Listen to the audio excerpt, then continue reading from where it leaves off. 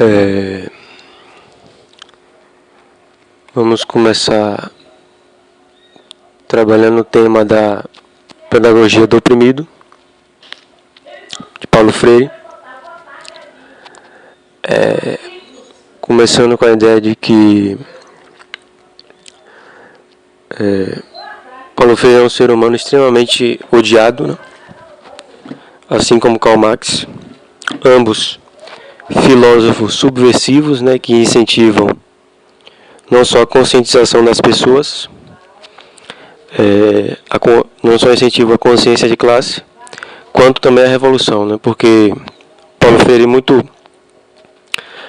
poderia incentivar a conscientização das pessoas em relação à sua classe social e à ordem social em que nos encontramos, mas além de conscientizar, ele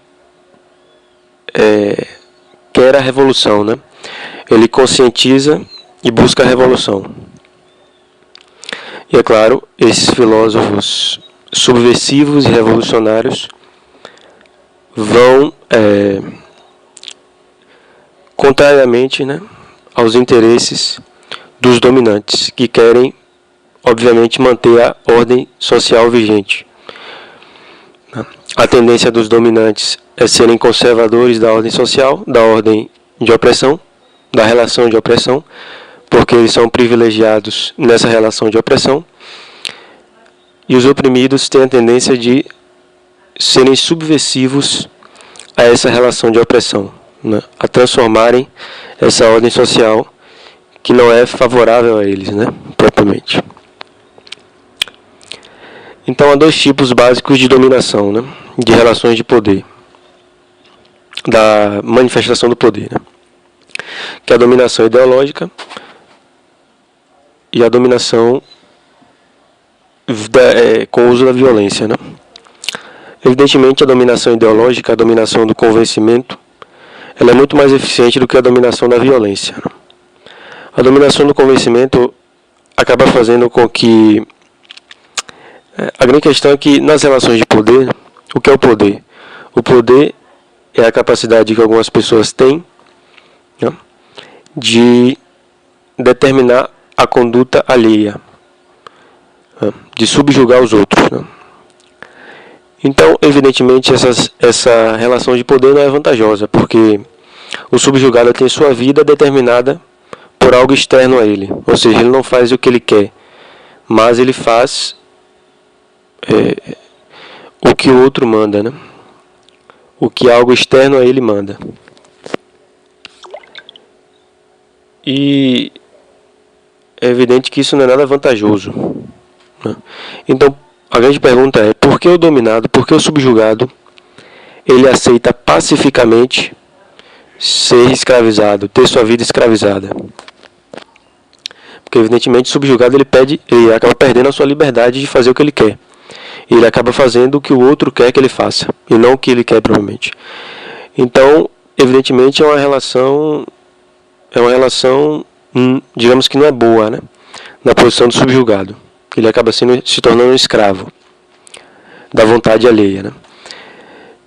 Então, a grande pergunta é, por que o subjugado ele aceita, né, sem nenhum tipo de rebelião, sem nenhum tipo de indícios, né, de busca por revolução ou subversão, né, essas relações de poder, né? Porque ele aceita que outros mandem nele e ele obedeça. E aí há duas formas dessa aceitação, dessa legitimação do poder. Um poder é legítimo quando ele é encarado como normal, natural, óbvio, evidente e muitas vezes até necessário, como numa partida de futebol. Tem que ter ali um juiz, que é aquele que tem um poder maior e que resolve os conflitos, né? Caso contrário, a partida de futebol seria um caos sem tamanho, né? Então, o que faz o subjugado obedecer às ordens do dominante, né? O que faz o dominado acatar as ordens do dominante. Isso é a legitimação do poder, né? Quando um dominante ele tem o seu poder legitimado,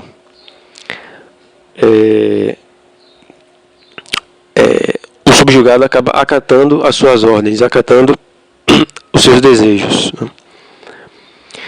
E quando o poder é ilegítimo, o subjugado ele se rebela, ele não quer aceitar o poder, ele não aceita muito facilmente, né? Ele está sempre buscando a subversão da ordem social. E analisando aí o poder econômico, né? O poder econômico basicamente seria o seguinte: as pessoas que têm maiores condições financeiras, elas acabam se aproveitando da miséria alheia, né, para exercer um determinado tipo de poder. No caso a burguesia e o proletariado, né? A burguesia ela tem um capital e o proletariado ele é miserável, ele precisa do capital para sobreviver. Então ele acaba se submetendo ao poder da burguesia por uma necessidade, né? Então ele acaba acatando ali a sua condição de escravo por necessidade. Então isso seria o poder econômico, né? Um poder exercido, digamos assim, por conta de uma determinada situação social prévia, né, que é a condição de miseráveis de alguns, e esses miseráveis acabam se vendo obrigados a serem proletariados, né, trabalharem para o burguês que tem boas condições financeiras e materiais, para que o proletariado não morra de fome, né? Porque no capitalismo, para você sobreviver é necessário ter dinheiro, né? No caso do alimento, né, que é um recurso básico para a sobrevivência, até para você ter um alimento é necessário ter dinheiro. Então você quase que se vê obrigado a produzir, né, a ter dinheiro. E as duas formas de conseguir dinheiro é sendo ou o burguês, dono do meio de produção, ou o proletariado, aquele que vende a sua força de trabalho, vende a sua energia de trabalho para os donos do meio de produção, que são os que têm o seu trabalho explorado, né, e escravizado para os donos do meio de produção, e eles recebem uma fatia do lucro do burguês, né, por conta dos seus serviços, né. E então essa é a questão, né? Então pode haver a dominação ideológica, né? Ou seja, nesse caso aqui do poder econômico, o proletariado está convencido de que é natural que o burguês mande e eu lhe obedeça, é natural que a ordem social seja essa, é normal até, não tem nenhum tipo de aversão, nenhum tipo de estranhamento em relação a alguns mandarem e outros obedecerem. Ele encara como normal, né? E existe a dominação repressiva e violenta, né? Ou seja, você faz o que eu quero, né? Ou você tem a sua conduta determinada pelo meu desejo, ou você vai apanhar, né? Ou você vai ser agredido violentamente. Então, nós, como temos o instinto de sobrevivência como o instinto mais forte, tendemos a acatar essa ordem, porque ou acatamos ou morremos violentamente, né? Só que você percebe que os poderes, né, as relações de poder, como diria Foucault, a microfísica do poder capilarizada pela sociedade, você percebe que esses poderes não são exercidos com base na violência, mas com base no convencimento, com base na dominação ideológica. Ou seja, o proletariado está convencido de que aquela relação de poder, de que uns mandarem e outros obedecerem, de que ele esteja na posição de oprimido e o burguês de opressor, é algo natural, normal, óbvio, sem nenhum tipo de estranhamento ou apreço pela revolução, né? É algo muito natural. E é claro, a dominação ideológica, né? A dominação ideológica é muito mais eficiente do que a dominação violenta, né? Do que a dominação que usa a violência propriamente, né? Então, no caso específico da burguesia, né, do capitalismo, há uma relação de poder evidente, né, que é a relação de poder entre o burguês e o proletariado. O burguês é aquele que exerce o poder sobre o proletariado, sobre a conduta do proletariado. E o proletariado é aquele que acata, né, essa ordem, né? Então o proletariado ele acaba tendo a sua vida submetida ao desejo do outro, né? E o único desejo do burguês é o lucro, né? Então o proletariado ele vai se dedicar massivamente para conseguir o lucro para o burguês, né? E por conta disso, por conta desses serviços prestados, o proletariado vai receber uma certa quantia em dinheiro, né? Vale lembrar que Paulo Freire ele fez escritos sobre a ditadura militar e, obviamente, em um regime militar não se respeita a liberdade de expressão, né? Então, Paulo Freire atacou massivamente, né, e mostrou a realidade como ela é. Paulo Freire ele fez um discurso científico sobre a ordem social em que nos encontramos, e isso, ou seja, ele mostrou a verdade, e isso é extremamente nocivo e contrário aos interesses dos dominantes, né? Seja do poder econômico, seja do poder político. Então, por isso, Paulo Freire foi perseguido na ditadura militar em tempos que não havia liberdade de expressão. Hoje a coisa está melhor, né? Hoje nós temos, talvez não 100%, né, mas nós temos plena liberdade de manifestar um pensamento ou um discurso. E o incrível é que muita gente defende, muitos acéfalos defende a volta da ditadura militar. Isso porque não viveram na ditadura militar, né? E aí acham bonito, um absurdo sem precedentes, né? Um desrespeito completo pelos direitos humanos, né? Mataram deputados, mataram, né, senadores, desrespeito completo em relação aos direitos humanos e à liberdade de manifestação, que é tão fundamental para o sistema democrático. E vale lembrar que a ditadura militar ela fez um controle da imprensa, né?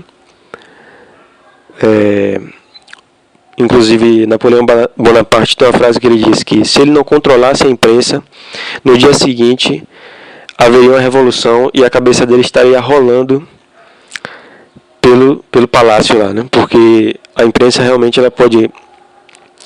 A função pública da imprensa é uma coisa extraordinária, né? A imprensa ela pode levar uma conscientização às pessoas fantástica a respeito da ordem social, né? A respeito de discussões importantes para a sociedade, para o futuro da sociedade. No entanto, se passa Ratinho, Faustão, etc. Entretenimentos banais e fúteis que tira a pessoa da vida e a coloca em outro mundo, né? O corpo dela fica lá no sofá e a sua consciência está no Domingão do Faustão, né? E claro, esse entretenimento banal é um artifício muito interessante e importante para o domínio da burguesia, fazendo com que o proletariado esqueça da sua condição de extremo sofrimento e angústia e que, de certa forma, aliene esse cidadão e não faça pensar a respeito da ordem social, porque nada mais terrível para os dominantes, para a burguesia, seja o poder político, seja o poder econômico, não no caso a burguesia, a coisa mais terrível, sem dúvida nenhuma, são pessoas inteligentes, pessoas que pensam e refletem a respeito das injustiças e das explorações sociais. Então é muito necessário que o proletariado ele seja ignorante, ele seja iletrado, de modo que ele não consiga fazer grandes reflexões e grandes pensamentos, e dessa forma ele acaba não reconhecendo muito bem a ordem de escravatura, né, a escravatura contemporânea, que é tão invisível aos olhos do senso comum, né. Então realmente os dominantes têm uma aversão gigante à chamada inteligência para o povão. O povão ele não tem que ter inteligência, porque isso vai contrariamente aos interesses da burguesia. E bom, então a ditadura militar fez um controle da imprensa, né? Não permitindo aí que se coloque coisas de interesse contrários aos que eles tinham, né? Ou seja, só se coloca na imprensa, só se coloca as notícias para as pessoas verem, né? De acordo com os seus interesses, ou seja, nada que altere a ordem social, nada que gere algum tipo de conscientização a respeito de alguma injustiça, né? Nada do tipo, e etc, né? Então, basicamente, Paulo Freire dizia que a educação ela é um ato político, né? O que é a política? A política vem de polis, ou seja, a discussão a respeito da sociedade, a respeito de como nós vamos nos organizar socialmente. Então, Paulo Freire encara a educação como um ato político, ou seja, a educação, a forma como as pessoas são educadas, tem consequências na ordem social, né, na organização da sociedade. E ele definiu a educação em dois tipos, né? A pedagogia em dois tipos: a pedagogia do oprimido e a pedagogia do opressor. A pedagogia do opressor seria aquela pedagogia que trate muito mais de ciências, né? E seja completamente avessa a grandes discussões e conscientização a respeito da ordem social e das injustiças sociais que nos encontramos.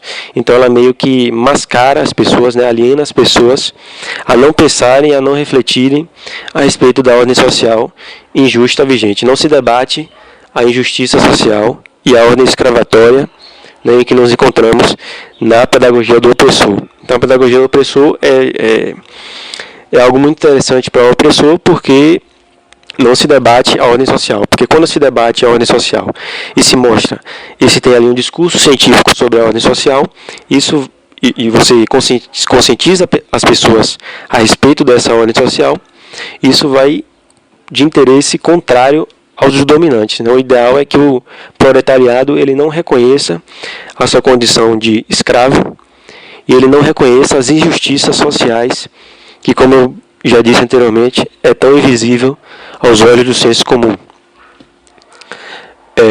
E a pedagogia do oprimido seria aquela que conscientiza as pessoas, né?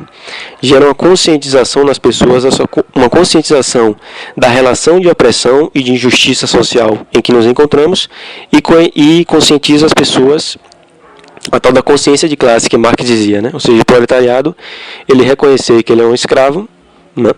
Ele reconhecer a sua posição de oprimido, né? de injustiçado, né? Nessa ordem social em que nos encontramos, que ele reconheça que o burguês é um inimigo dele, propriamente, né?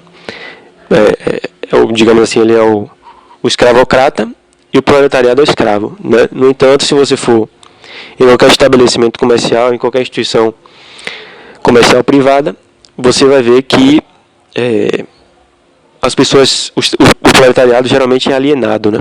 Ele não tem a mínima consciência da sua posição social de oprimido e de escravo, não tem a mínima consciência da relação de exploração e de opressão, né? E nada do tipo, né? Ele realmente acha ali tudo muito natural, né? Tudo muito óbvio. Realmente não tem consciência da ordem social em que nos encontramos. E isso é muito importante para a burguesia, o proletariado. Karl Marx chama esse tipo de trabalhador alienado. É aquele que não se reconhece, que não reconhece, não tem, digamos assim, a verdade a respeito da ordem social, ou seja, relação de opressão e uma escravatura pós-moderna, contemporânea, né? Eles não têm consciência disso. E não ter consciência disso é muito interessante para a burguesia. E se o proletariado, na pedagogia do oprimido, ele tem consciência disso, né? Paulo Freire até fala que essa pedagogia do oprimido, essa educação do oprimido, ela é uma educação que promove a conscientização, né, das pessoas a respeito da ordem social. E isso é o primeiro passo para a evolução, para a mudança da ordem social, né? Então, basicamente, a educação ela não é uma instituição tida aí como uma ilha social, né? Karl Marx definiu métodos, né, no seu materialismo histórico, métodos de estudar uma determinada sociedade, né, que tem aí a questão da superestrutura e infraestrutura. Infraestrutura seria, né, o modo como a sociedade produz seus bens materiais, né, as relações de produção, basicamente, né, os meios de produção e tal. E a superestrutura seria tudo que não é isso, né, tudo que não é os meios de produção e as relações de produção, ou seja, igreja, né, religião, educação, moral, sistema judiciário, a política, etc. E ele diz que tudo isso, toda essa superestrutura, tem a sua real explicação e o seu real entendimento na infraestrutura econômica. Ou seja, a educação ela não é vista como uma instituição no qual as características, né, dessa instituição se explica por si só, mas se explica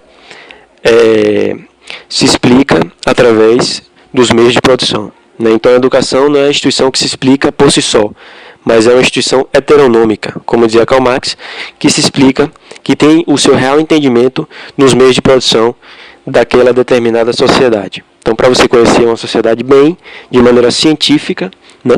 De maneira científica, inclusive essa parte do pensamento de Marx é chamado pensamento científico, né? Sociologia científica. Então, para você estudar uma determinada sociedade, é necessário ter essa ideia, né? Da infraestrutura e superestrutura. Então, a educação, ela é um mecanismo da superestrutura. E você vê que a educação ela é toda formulada de acordo com a ordem social, né, econômica em que nos encontramos. Em que sentido? É na escola onde aprendemos a obedecer, onde aprendemos que existem, né, depois da família, né, onde aprendemos que existem relações de poder, existem superiores e inferiores, os superiores são os professores, os inferiores são os alunos, os professores mandam e os alunos obedecem, né, aceitamos e acatamos essa relação de poder, né, o primeiro local onde aprendemos que alguns mandam e outros obedecem, isso é muito visível nos meios de produção, burguesia e proletariado. É na escola onde aprendemos que a verdade ela está na mão de um determinado ser superior, que seria o professor. E aí nós temos o argumento da autoridade, que foi tão questionado pelos filósofos ao longo da história da humanidade, como Descartes, Kant, etc. E é na escola onde aprendemos que devemos ser passivos, né? Os alunos são extremamente passivos e o único que fala, praticamente, é o professor, né? Então há uma passividade extrema nos alunos em relação à instituição educacional, né? E isso é muito visível aí na relação burguês e proletariado, né? O proletariado sendo extremamente passivo e obediente, e o burguês sendo extremamente mandante e ativo na sociedade, na ordem social. Então você percebe que a educação, as características e o modo de funcionar, as propriedades da educação, né, da escola, não se explica por si só, mas se explica de acordo com a infraestrutura, como diria Marx, né? Então, vale lembrar, né, que no aspecto da política, né, ou seja, como nós vamos organizar a sociedade, como nós vamos viver em sociedade, que, como a gente sabe, o homem, segundo Aristóteles, é um animal político. Ou seja, o homem ele é o único animal capaz de deliberar como ele vai conviver, né? Como vai ser a organização social em que ele vai conviver. Nenhum outro animal é capaz disso. Outros animais vivem sim em sociedade, né? Como a formiga lá no formigueiro. Só que a formiga no formigueiro ela não delibera a respeito de como ela vai viver em sociedade, porque a convivência social, né, a natureza, ela é regida pelo princípio da necessidade. Tudo é necessariamente como é.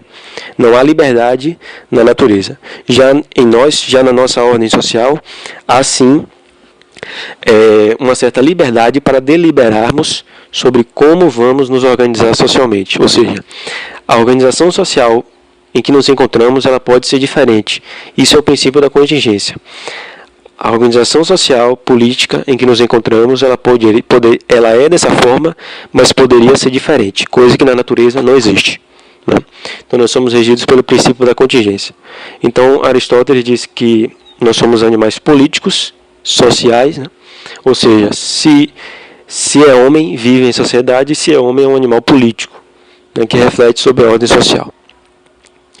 Então na política, a respeito do debate político, há duas vertentes, que é a teoria, né, e a prática. Ou seja, um exemplo aqui seria o socialismo. O socialismo ele tem uma teoria bonita, né, de justiça sociais, etc. E nós temos outro lado que é a prática, que é a aplicação dessa teoria no mundo real, no mundo da vida, né? Então, é interessante sabermos disso porque muitas vezes algumas teorias políticas são muito interessantes no ponto de vista ideológico, mas quando se aplica na prática são extremamente nocivas, são extremamente desastrosas. Como, na minha visão, o estatuto a volta aí das armas, né, para a sociedade civil, né? Ou seja, tirar o monopólio das armas da mão do Estado, né, das forças repressoras do Estado, e colocar armas na mão da sociedade civil. Eu acho isso um absurdo, por quê? Porque o brasileiro, ele não tem, a maioria dos brasileiros, né, não tem uma certa capacidade intelectiva que seria necessária para o utilizamento das armas, né? Então, na teoria, o que é que se diz sobre o Estatuto do Desarmamento? O cidadão vai defender sua família, né? Porque a segurança pública é ineficaz, o Estado não é eficiente em termos de garantir a segurança da sociedade civil. Inclusive, Max Weber disse que o Estado, ele é a instituição que detém o monopólio da violência, né? Nenhum cidadão pode violentar o outro, né? Mas o Estado, ele tem a legitimação da violência. A polícia pode bater à vontade, porque realmente o Estado, ele tem esse poder da violência, o monopólio da violência, e que nenhuma outra instituição pode ter. Ou seja, Michel Temer pode descer o porrete, né, mandar a polícia descer o porrete na população. O contrário, nunca, né? Se o cara pegar dar um tiro em Michel Temer, ele vai ser... primeiro que não tem como, né? É muito difícil. Agora, vale lembrar que antigamente, né, havia sim revoluções extremamente violentas contra os governos, contra as monarquias, né? Você vê o rei Luís XIV na Revolução Francesa, teve a cabeça decepada, né? Então hoje nós temos um discurso que a burguesia implantou na mente de todos, que é a tal da manifestação pacífica, né? E claro, a manifestação pacífica é extremamente interessante para os dominantes, né? Porque em uma manifestação pacífica não há nenhum risco do dominante perder o seu poder, né? Você pode dar uma pressão no cara, mas jamais você tira alguém do poder, né, um presidente no poder, como Michel Temer, com manifestações pacíficas. Tem que descer o porrete e cair pro pau, né? Então esse discurso que os meios de comunicação tanto veneram, que é a manifestação pacífica, é obviamente extremamente interessado aos dominantes, né? E claro, os meios de comunicação são patrocinados pelo poder político e econômico, né? Então é evidente que o discurso dos meios de comunicação não poderia ser outro, a não ser essa santificação absurda da manifestação pacífica. Então, voltando aqui, então o caso do desarmamento, né? Na teoria do armamento da sociedade civil, na teoria é muito bonito, né? Só que quando aplicado na prática, ou seja, em uma população como a brasileira, onde a maioria tem uma baixa instrução, né? Onde tem instintos animalescos, de violência, instintivos, né? E isso é decorrente também da falta de instrução, né? Kant disse que a educação, ela é o aperfeiçoamento do homem, né? O homem deixa, à medida que vai se educando, à medida que vai estudando, ele vai deixando um pouco essa condição de animal, né? E vai se tornando cada vez mais homem, digamos assim, cada vez mais racional e consciente de si. Então, evidentemente, na minha visão, o armamento da sociedade civil seria um absurdo, por conta dessa questão, por conta do contexto brasileiro em que nos encontramos. Agora, claro, em outros países onde o nível institucional é elevadíssimo, onde a população é extremamente civilizada, né, que não é o caso do Brasil, né, ou seja, outro contexto social, é claro, pode-se haver sim, sem sombra de dúvidas, a aplicação do armamento civil, né, porque realmente a chance de dar certo é grande. Só que no caso da gente não dá. Ou seja, nós temos que considerar o contexto social em que nos encontramos antes de aplicar uma teoria política na prática, né? Ou seja, antes de nós aplicarmos uma teoria que reflete, né, uma ordem social na prática. Então,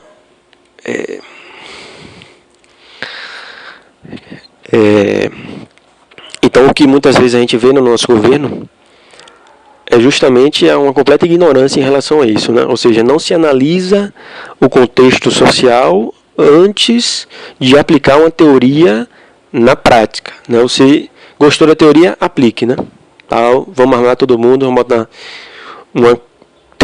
um 38 na mão de cada brasileiro, né? Civilizado como sempre, né? Sempre civilizado, brasileiro um exemplo de civilização para o mundo, e aí o brasileiro ele vai, né, utilizar de maneira perfeita esse armamento, né? É uma utopia sem tamanho. Então, dá pepino, né, se você desconsiderar o contexto social antes de aplicar na prática uma teoria política. E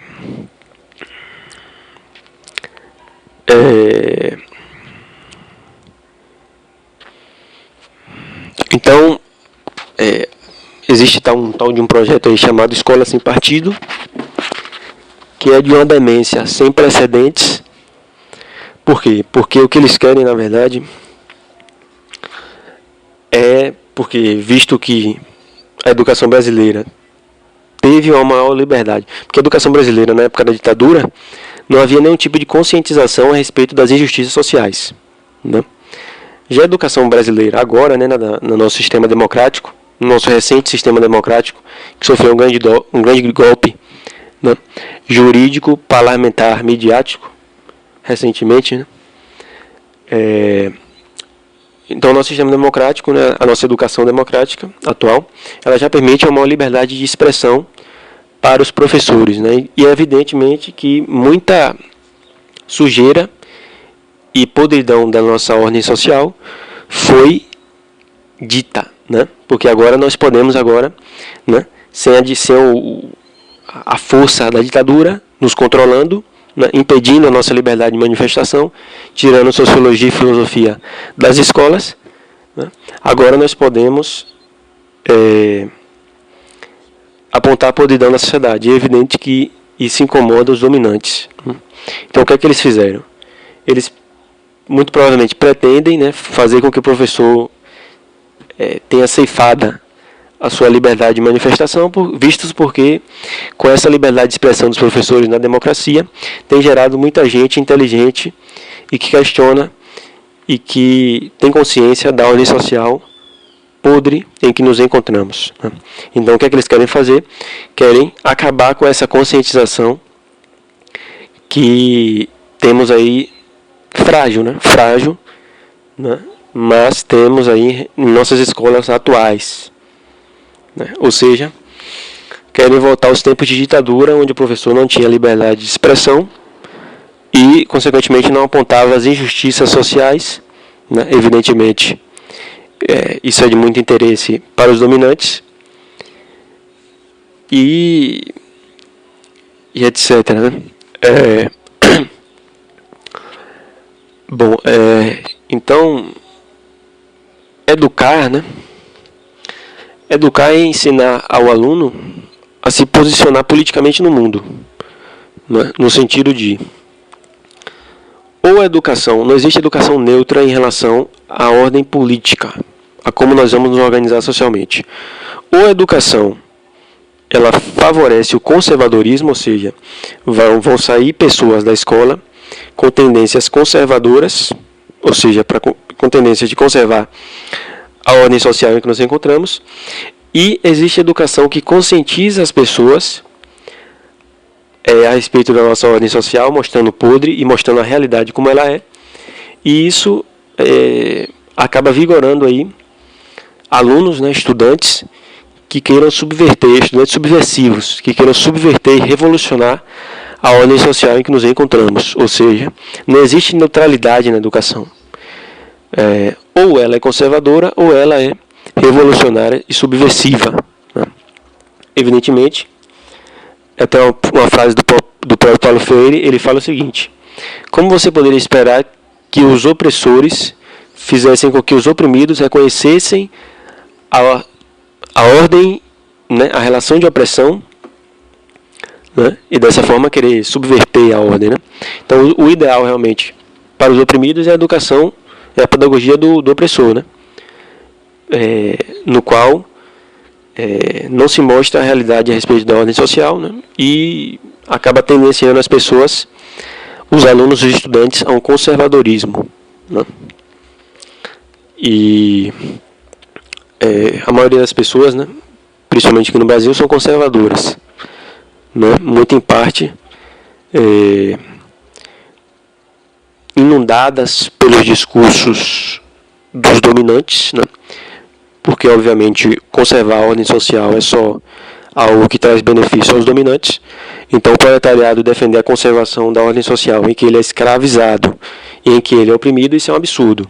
Então, é evidente que aí há uma dominação ideológica intensa, né?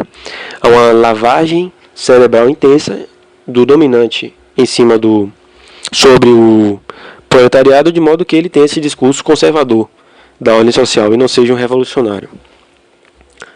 E isso, em parte, é divulgado pela mídia, né, pelos meios de comunicação. Então, existe aí a educação conservadora, né, que é do opressor, e a educação libertadora, que é a educação que favorece o oprimido e que vai de interesse contrário ao do opressor. Então, Paulo Freire ele acaba dividindo a sociedade, né, toda a sociedade, ou seja, todas as pessoas que vivem socialmente, em duas grandes classes: a classe dos opressores e a classe dos oprimidos, né? Os opressores, vamos dar um exemplo aqui, poderiam ser aqueles que exercem algum tipo de poder, né? Seja econômico, seja político. Poderíamos chamar de opressores a burguesia, que tem um poder econômico, e os políticos, que têm um poder político. E o que é ter um poder político? É ter um poder de elaborar certas medidas, né, que altera toda a ordem social, que altera toda uma organização social, que muda a vida das pessoas. E dessa forma as pessoas têm suas condutas, né, no caso do exemplo das leis, as pessoas têm suas condutas determinadas por aqueles que detêm o poder político, né? E aí também tem a legitimação do poder político, mas a gente não vai entrar em detalhes nisso aí. Então, Paulo Freire divide a sociedade em duas classes: opressores e oprimidos. E então, os opressores eles têm uma tendência a conservar a ordem social que favorece a eles, que é plenamente coerente com seus interesses, com seus privilégios, e o proletariado tem uma tendência a subverter a ordem social. O oprimido tem uma tendência a subverter a ordem social, que é extremamente desvantajosa para ele. Só que, claro, isso não é uma regra, ou seja, nem todo burguês ele tem a tendência a ser conservador, e nem todo oprimido ou proletariado tem tendência a ser subversivo. E a gente mais adiante vai saber que a maioria dos proletariados atuais, a maioria dos oprimidos atuais, eles são conservadores, né? Eles têm dentro deles um discurso burguês em que eles não refletiram e questionaram esse discurso burguês, aceitaram aceitaram com uma passividade muito grande, né, esse discurso burguês, e isso acaba favorecendo a burguesia. Ou seja, o burguês e o proletariado têm mais ou menos aí a mesma ideia de como o mundo deveria ser, né? Isso é um absurdo. Isso é uma evidente lavagem cerebral do burguês sobre o proletariado, do opressor sobre o oprimido. Então, uma coisa que eu acho interessante também é que um ser humano com a ética, com valores morais elevadíssimos, seria, no caso aí, um burguês que é subversivo, que é revolucionário. Ou seja, mesmo ele sabendo que ele vai perder privilégios, ele aceita a revolução e a transformação social, pois ele vê que, obviamente, a ordem social em que nos encontramos é injusta. Então, por justiça, em nome da justiça, em nome de valores morais extremamente elevados, ele busca a revolução, mesmo sabendo que ele vai perder privilégios que ele tem só nessa ordem social e nessa teia social em que nos encontramos.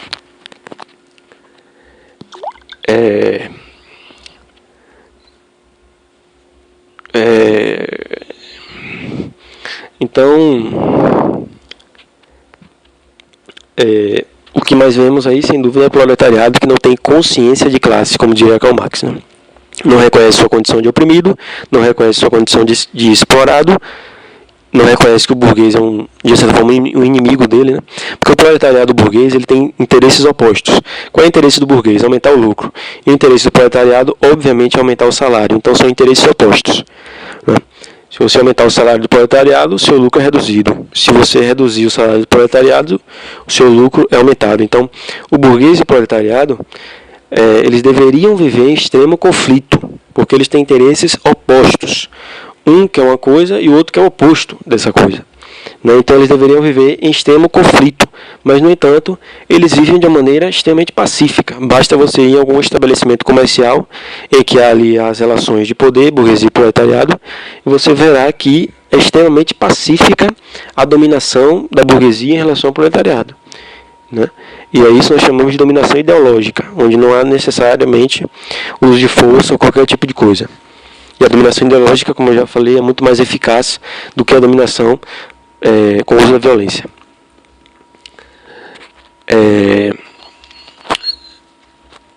Então, o proletariado ter consciência de classe é algo extremamente desvantajoso para os dominantes, para a burguesia. E os burgueses, né, os dominantes, nessa ordem social que nos encontramos, eles vão tentar de tudo naturalizar a ordem social, ou seja, vão fazer com que a ordem social ela tenha uma aparência ele acaba tentando biologizar a ordem social, como sendo algo que sempre existiu e sempre existirá, né? Ao invés dessa ordem social que nos encontramos ser uma construção histórica e que, portanto, poderia ser diferente, afinal nós somos afinal nós somos homo sapiens, animais políticos e que não necessariamente poderíamos viver nessa ordem, ou seja, poderíamos viver em 1 milhão de outras ordens, né? Então a burguesia ela utiliza um discurso em cima do subjugado do proletariado, tentando naturalizar a ordem social vigente. E se você naturaliza e biologiza a ordem social vigente, ou seja, a ordem social vigente não é uma convenção humana, não é uma construção humana, mas é algo que sempre existiu, sempre existirá, é algo até biologizado, né? Enfim, isso, é claro, é de extremo interesse do burguês, porque se você naturaliza a ordem social, você não permite nenhuma possibilidade de mudança, né? Já se você estabelece um discurso a respeito da ordem social, que ela é uma construção humana, portanto histórica, e que pode ser diferente, isso vai de interesse contrário à burguesia, porque o ideal é que o dominado entenda que essa é a única ordem social que poderia ser, que essa ordem social que nos encontramos, ela é biologizada, não tem nada a ver com construção humana, né? Esqueça essa ideia que o mundo pode ser diferente, não. O único mundo que pode ser é esse aqui. Não realize nenhum tipo de experimento social, buscando aí uma outra ordem social, porque é o único mundo que existe, sempre existiu e sempre existirá, é esse.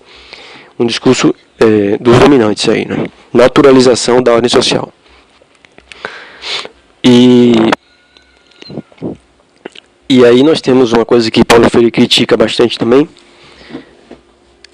é a questão que o sonho do oprimido é ser opressor, né? O sonho do oprimido é virar um opressor. E o oprimido com esse sonho, né, o oprimido com esse sonho de um dia virar um opressor, ele é um conservador. Porque se ele tem o sonho de virar um opressor, ele acaba mantendo ali a ordem social de escravatura e exploração. Não é por isso que criticamos bastante a questão desse sonho que muitos oprimidos têm em virar opressores. Isso acaba conservando a ordem social escravocrata. Então isso indica, sem dúvida, uma falta de valores morais. Porque você, na visão de qualquer ser humano racional, se você, no caso o ser humano de direita, né? Ser humano conservador, na minha visão, ele é um pecador moral, né? Falta-lhe valores morais. Por quê? Porque se você aceita como sendo normal injustiças, escravidões, explorações, dominações, você realmente não é digno nem de viver, né? Você realmente está indigno moralmente. E as correntes de esquerda seriam aquelas que são dignas moralmente, né? Que são de pessoas que têm valores morais e que reconhecem a ordem social vigente como assim a ordem escravocrata de exploração e que, portanto, tem que mudar, né? Tem que mudar. Então, sem dúvida, é um desvio de caráter ser conservador, ser de direita, pois você acha normal e quer que se mantenha uma ordem escravocrata de injustiça, de exploração, de miséria alheia e etc, etc, etc. Então, realmente é um desvio de caráter sem tamanho ser conservador, né, no mundo em que vivemos, né?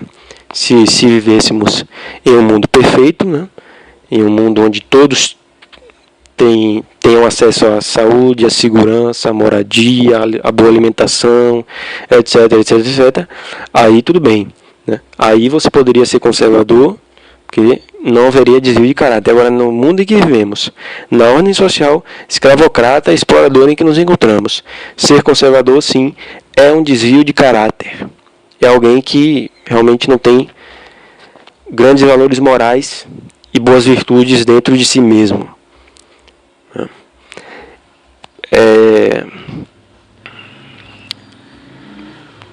E que na verdade é o que diz Kant, né? Kant, com seu imperativo categórico, né, ele deseja criar um mecanismo que lhe dá respostas, né, que lhe ajuda a decidir qualquer tipo de conduta que você eventualmente venha a ter, que é o imperativo categórico, ou seja, haja de acordo como se todo ser humano agisse da mesma forma que você está agindo. Inclusive, se você estiver ali na posição do outro, você queira que outras pessoas ajam dessa maneira com você, né? Então, se você analisar a relação de opressão e oprimido, de opressor e oprimido, não há isso no conservador, né? Porque, evidentemente, o conservador, ele, na posição de, digamos, um burguês conservador, ele naquela posição ali, ele não está agindo, né, na posição de conservador, burguês, ele não está agindo de acordo com esse imperativo categórico kantiano. Ou seja, seja um legislador universal. Haja de tal forma que essa forma seja repetida e vire uma lei universal em que todos os humanos a pratiquem, a realizem. Ou seja, se ele eventualmente for proletariado, inclusive, ele queira que o patrão dele haja dessa forma, né? Ou seja, conservador. Então, sem dúvida, de acordo com a filosofia moral de Kant, um burguês conservador é algo terrível, né? Você pode ser burguês, na minha visão, né? Porque você tem que ganhar dinheiro de alguma forma.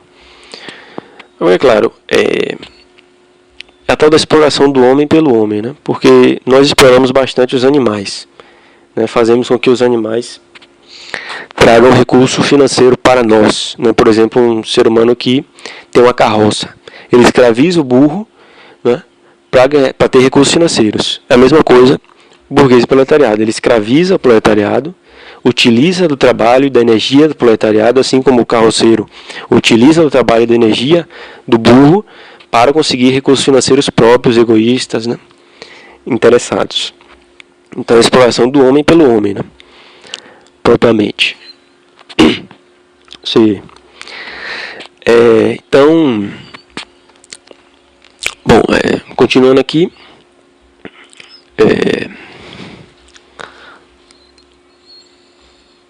a meritocracia é um discurso ideológico. A meritocracia é um discurso ideológico extremamente burguês. Por quê? Porque a democracia ou a meritocracia, ela não existe no mundo da vida. A meritocracia só existe na cabeça de quem a tem, porque no mundo da vida não existe. É aquela coisa, a classe média, esta sim pode sonhar em meritocracia, né? A classe alta, né? O topo da pirâmide social, o topo da estratificação social, este sim pode sonhar em meritocracia, né? Ou seja, você consegue, digamos, ser rico, né, etc., só trabalhando, né? Só trabalhar, só se esforçar que você consegue. A classe média pode até ser. O burguês, obviamente, pode ser. Agora, a população que vive em extrema miséria, sabe aquele pessoal que vende bala em sinal? Esse, por mais que ele trabalhe, por mais que ele se esforce, nunca vai conseguir chegar à posição de riqueza. Dificilmente você vê um proletariado, né, que conseguiu ser rico, né, que conseguiu ser burguês e tal. Então essa meritocracia é um discurso proeminentemente burguês que legitima a ordem social injusta e escravocrata, que legitima a relação de opressão. Ou seja, o burguês ele está lá não por riquezas hereditárias, não por interesses, não pela ordem, pelo sistema podre em que nós vivemos, mas porque ele trabalhou mais, né? Ou seja, a riqueza dele é legitimada, o poder dele é legitimado, ou seja, ele trabalhou mais e o proletariado trabalhou menos. O proletariado tem que se esforçar mais, né? Preguiçoso, tem que trabalhar mais para ser burguês, para ser rico, né? Então, a meritocracia ela acaba legitimando a ordem social injusta, escravocrata. Ela acaba legitimando as relações de poder, ela acaba legitimando a relação de opressão. Então, essa é a pergunta, né? Por que a maioria dos oprimidos não se rebelam contra a ordem social? Afinal, ser oprimido não é nada legal. Ter seu trabalho escravizado, ser mandado por alguém, ter sua conduta determinada por alguém que é externo, né, a você, e não você propriamente, não é algo vantajoso, né? Não é algo que promoveria grandes suspiros, né, de felicidade. Então, por que o proletariado não é revolucionário, né? Porque o proletariado, o oprimido, ele não é subversivo em relação à ordem social em que nos encontramos, né? É essa a pergunta que tem que ser feita. E a resposta é que a burguesia ela cria todo um sistema social. A burguesia cria todo um sistema social, uma certa engenharia social que faz com que o proletariado aceite como normal, aceite pacificamente a relação de opressão. E, consequentemente, o proletariado não queira a subversão e a revolução, né? Evidentemente, há muitas mentiras nesse sistema social em que a burguesia implanta na mente do proletariado, que faz com que ele não reconheça a ordem social e não seja um subversivo e revolucionário. E aí nós temos, entre esse sistema social, a religião, né, o cristianismo, no exemplo, que Marx tanto critica, né, que não há revolução, não há nenhuma possibilidade de revolução do proletariado, né, com o cristianismo em tona, né, com o cristianismo em alta, porque os humilhados serão exaltados e os exaltados serão humilhados, né. Isso foi o próprio Deus que falou, né? Tem a história do camelo também, né? Ou seja, ser pobre, humilhado, né? Ser humilhado, ser pobre, ser humilde é uma virtude, é algo positivo e vai lhe garantir entrada VIP no paraíso, né? Então, evidentemente, isso é um discurso extremamente valorativo para o humilde, para o humilhado, para o proletariado. Então, sem dúvida, o cristianismo tem tudo a ver com a legitimação da opressão do burguês, né? Ou seja, é totalmente desprezível ser rico e ser dominante e humilhar, e é totalmente virtuoso, valorativo, fantástico ser humilhado, ser dominado, ser explorado, ser pobre, etc. E isso, claro, impede bastante a revolução. E nós temos também um outro fator que faz parte desse sistema social burguês, são os meios de comunicação, né, que dissipam repetidamente, né, a gente sabe que uma mentira repetida diversas vezes acaba se tornando verdade, é o caso da meritocracia, né, etc. Então esses meios de comunicação que são patrocinados pela burguesia através dos comerciais televisivos, esses meios de comunicação são uma chave importantíssima do domínio da burguesia. São uma chave importantíssima da dominação ideológica burguesa e, consequentemente, de um proletariado conservador e não subversivo e não revolucionário, etc.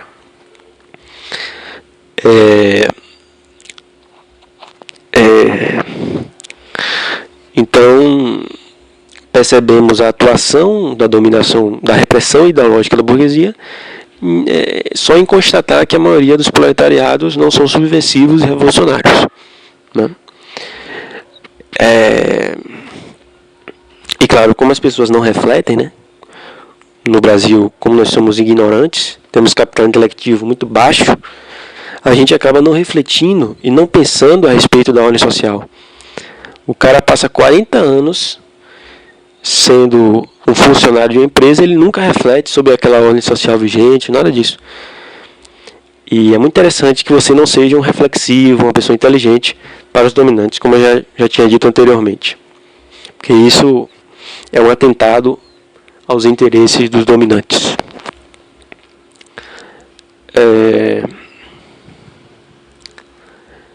E uma coisa muito interessante é que não há, provavelmente, uma luta ideológica na nossa sociedade a respeito de como a nossa sociedade deve ser. Ou seja, o burguês, e alguns filósofos dizem que nós vivemos na época de fim das ideologias, muito em parte por conta dos meios de comunicação patrocinados pelo dono do capital, que fazem com que acabe totalmente a luta ideológica para definirmos, a luta política, para definirmos como vai ser a ordem social. É uma luta, não existe uma luta, né? Vence por WO, né? O cara nem chega a lutar e ele já consegue ganhar, né? Que é o caso da burguesia. A burguesia, né, joga em cima de você uma ideologia, né, uma ordem social, e o burguês e o proletariado concorda a respeito de como o mundo deveria ser. Ou seja, não há uma luta ideológica, não há uma luta para definir como vamos viver. Mas a burguesia diz como vamos viver e tudo isso é acatado pacificamente. E os meios de comunicação têm uma contribuição muito grande para essa massificação das ideologias, para essa unicidade, para essa hegemonia ideológica burguesa.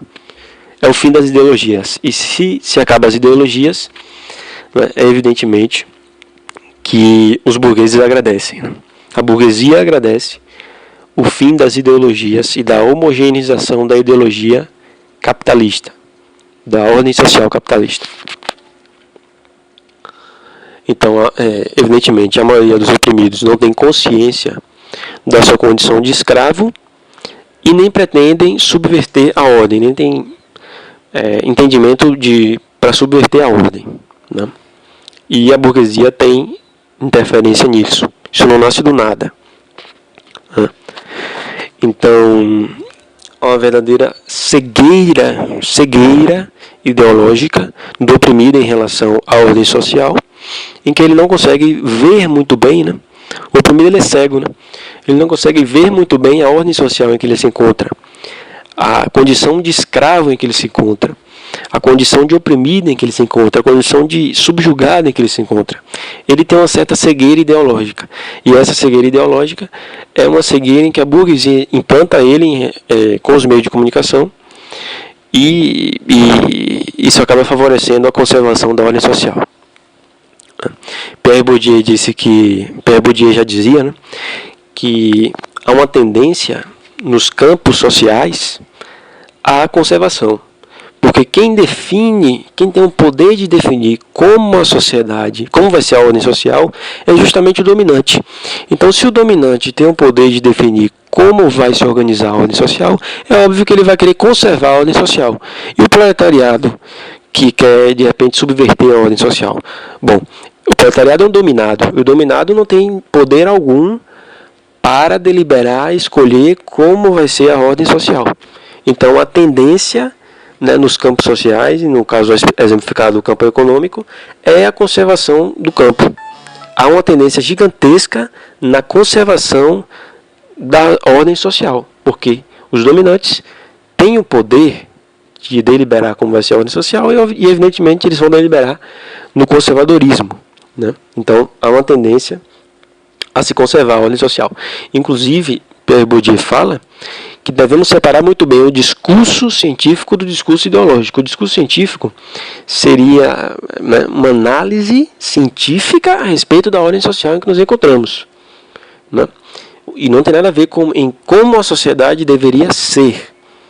Tem a ver em um discurso científico sobre como a sociedade em que nos encontramos é, né? E não como ela deveria ser. O discurso ideológico seria a reflexão sobre como a sociedade deveria ser, né?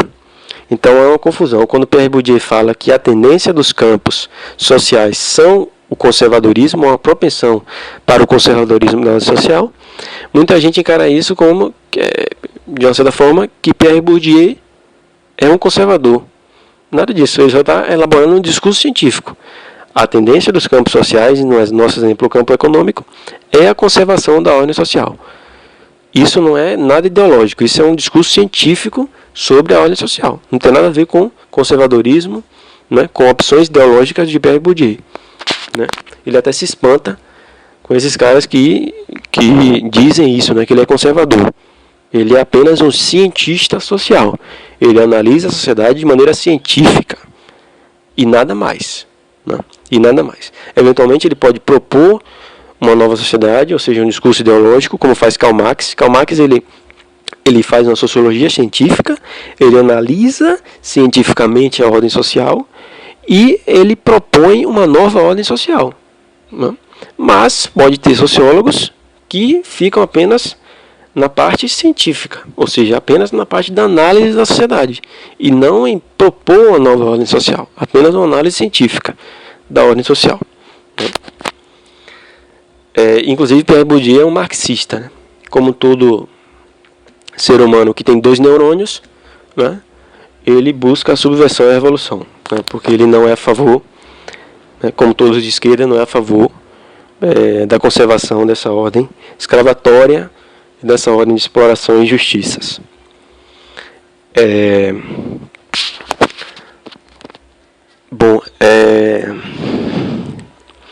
Então o burguês ele articula uma série de mecanismos que faz no sistema social de complementaridade, que faz com que o proletariado reconheça a dominação burguesa como algo justo, natural, normal, etc.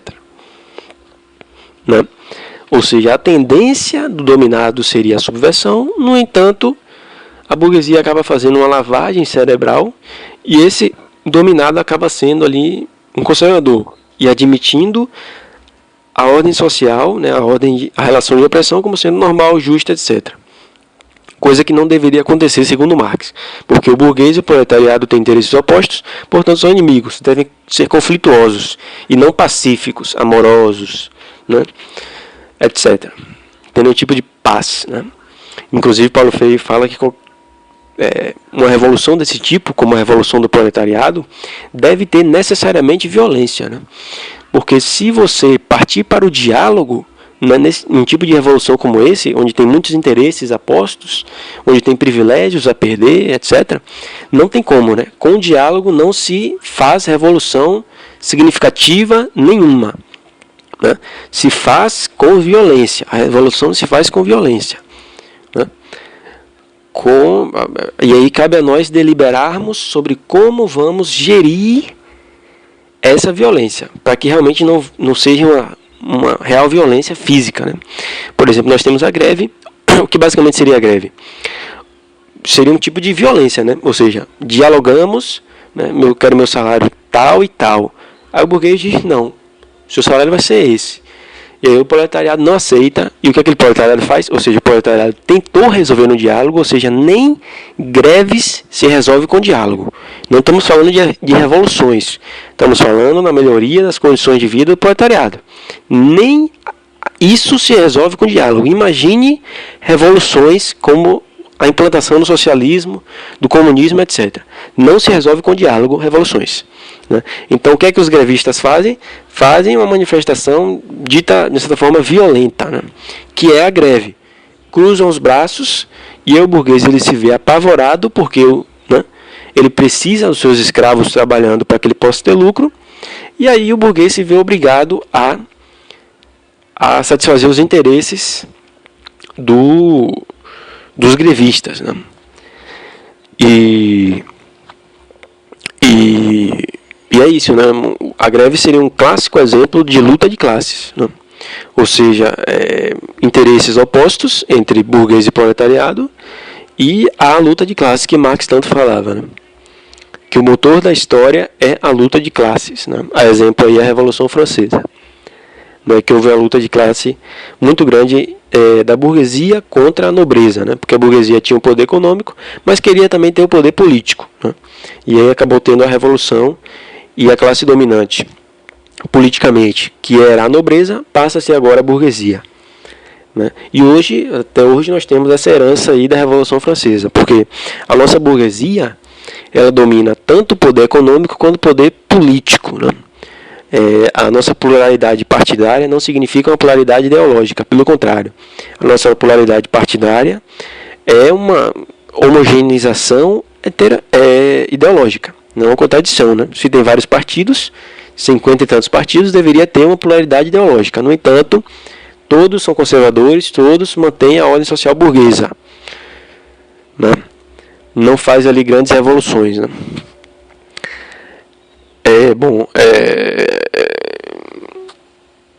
Então, me perdi aqui. Então,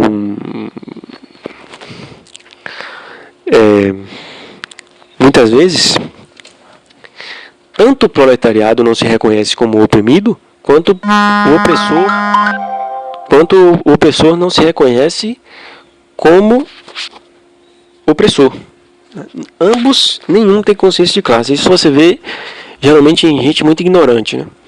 Opressores ignorantes, né? Que não tem muito conhecimento. Eles não se reconhecem como sendo escravocratas, como sendo opressores, como sendo injustos, etc. Né? É uma coisa natural, normal, né? Segundo Foucault, né? Nessas micro-relações de poder, nessas relações de poder capilarizadas pela sociedade, né?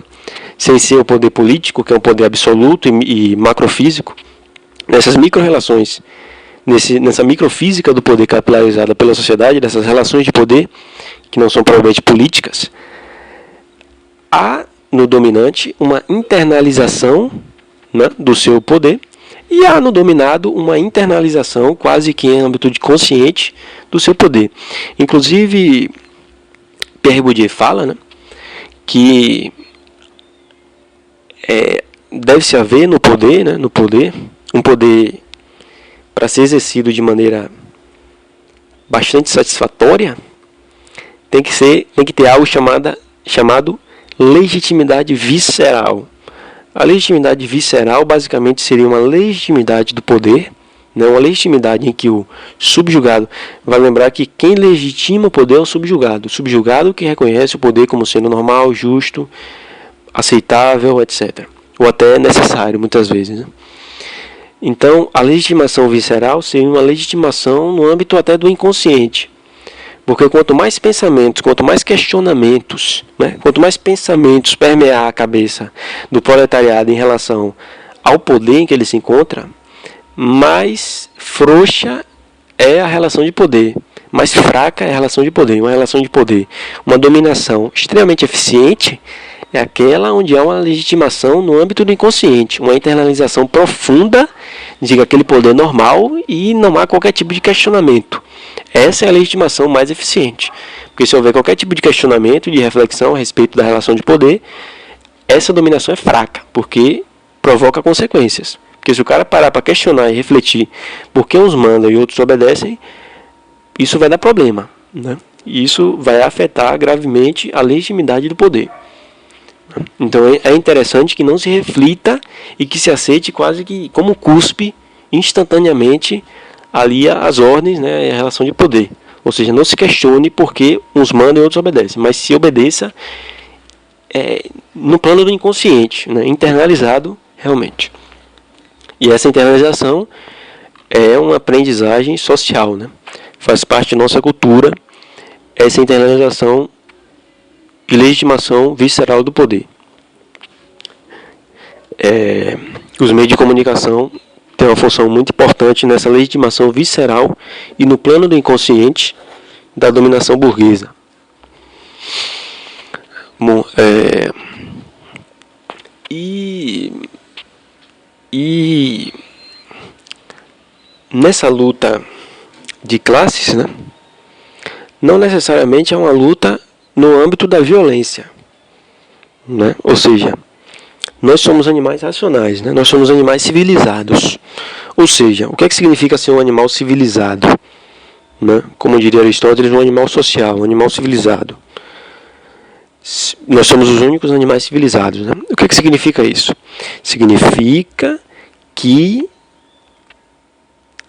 não tenha dúvida que na convivência social e na nossa convivência social e humana há conflitos. Né? Há conflitos opostos, há interesses opostos, etc. Né? Como no mundo animal, há conflitos. Né? De repente tem um alimento lá e os dois animais brigam por esse alimento e um mata o outro. Né? Então, na convivência humana, sem sombra de dúvidas, há conflitos.